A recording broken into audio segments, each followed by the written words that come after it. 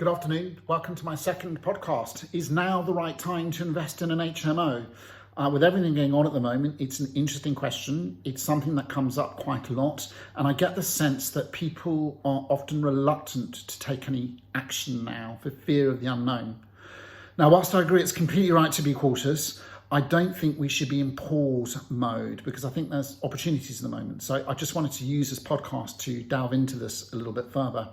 The first thing, in terms of fear of the unknown, none of us have a crystal ball. No one can predict what's going to happen. In fact, since 2015, we've lived on uncertain times. Since then, we've had 2 elections, referendums, Brexit shenanigans, more Brexit shenanigans, and now, of course, we've got the COVID situation. And I think during this whole period, there's been predictions of Armageddon just round the corner, and thankfully, it never materialised. In fact, coming out of lockdown, there's been somewhat of a property boom, certainly that I've noticed. There's been a lot of activity in the property market. Who on earth would have predicted that at the beginning of lockdown? People were predicting quite the opposite. I don't think anyone would predict that that was going to happen. So, the point I'm making is that our actions, or lack of actions in this case, should not be based on speculation. I think that's really important. The other thing to think about, and this is also important, is to understand what an HMO is. Unlike a flip, where you are looking to buy an asset, add value and sell it within a short time frame in order to generate a profit, an HMO is different. It's a long-term income generating investment. That's the objective rather. Now, I'm not saying that you can't buy an HMO and add value and add equity. People do that a lot, but it's not the main objective. The main objective is long-term sustainable income, and anything else is cherry on the cake. The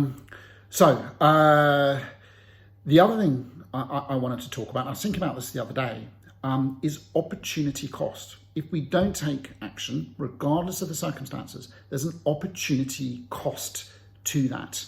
Now, let me tell you the story about John, because this describes it quite well. So John is someone I've known for 4 or 5 years. I don't know him very well, but I see him at local property events. Now, I bumped into John a couple of weeks ago. I bumped into him on my local high street. Customary question, hi John, how's the world of property? Oh, and how's your property search going? Because I always seem to be asking John this. And he came back to me and said, well, Grant, yes, I'm not doing anything at the moment. I'm in pause mode. He used that specific expression because I think there are going to be lots of opportunities in January. So I'm going to wait and pick up some really good deals, I think. So we finished off the conversation, a bit about the weather, a bit about football, went our separate ways. And then in the car, I found myself reflecting on this, and I suddenly realised that every time I see John, I ask how his property hunt is going, and every time I see him, he tells me that he hasn't done anything, and he gives me a reason why, because he's unsure of something or waiting for something else to happen, perhaps waiting for a better opportunity. And I thought I started to really think about the cost to John of not taking action. So let's say John was investing £200,000. He was going to buy a property, do it up, use a bit of mortgage to do it. But let's say his investment is £200,000 and he was trying to get a 10% return on that £200,000. The cost to John of not taking action is effectively £20,000 a year. That's what John is paying for not taking action, all because he has a level of uncertainty, is unsure what might be happening and those sort of things. He's probably worried about stuff that never actually happens. So the opportunity cost is far greater to him than the cost of any of those events that may have taken place. So whilst now is, in my view, not the wrong time to invest, is it the right time? I think it absolutely is. I know it's an old cliche, but where there's adversity, there's opportunity. Right now, you've got properties on the marketplace. You have less competition from buyers. So if you find that property that works for what you want to do with it, you have a lot of leverage. You're not going to be competing with other people, and it gives you that opportunity to negotiate a really good deal on that property given the uncertainty of what's going on at the moment. And people who are selling property, some of them are aware of this, so they may have a similar negative view and be prepared within reason to be flexible in terms of what they're asking. And that opportunity won't be there in times where perhaps there's a bit more certainty.